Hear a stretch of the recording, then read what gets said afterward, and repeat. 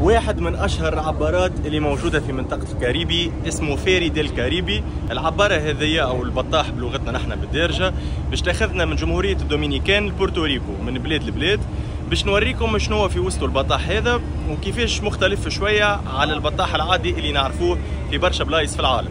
فيري ديل كاريبي واحدة من أشهر العبارات اللي موجودة في منطقة الكاريبي، ومن الأسباب اللي خلتني نحكي عليه وقت اللي اكتشفت كونه الرفاهية اللي موجودة في وسطه ما تخليش يتصنف كعبارة بالنسبة لي، حيث فيه ما يقارب على 175 غرفة، وكل غرفة متوفرة فيها الحاجات اللي يستحقهم المسافر أثناء الرحلة كيما المكتب والتلفزة والأسرة، ونلقاو زاد فيه الحمام والدوش.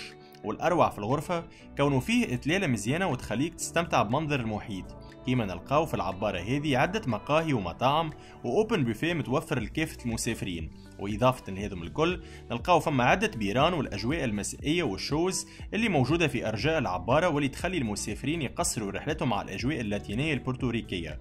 ومن الحاجات اللي لقيتهم هوني كونه فما كازينو وقاعة ألعاب للصغار يقضيوا فيها وقتهم، وتلقى فيها حاجات تخص التسلية منها حتى البلاي ستيشن 5، وحتى المتاجر باش تتسوق موجودة في صورة مال المسافر يستحق باش يشري أي حاجة يستحقها أثناء الرحلة. بصراحة عبارة كيف ما هكا أو كيما نقولوا بلغتنا بطاح ما تنجم كان تعطي تقييمك عليها 10 على 10.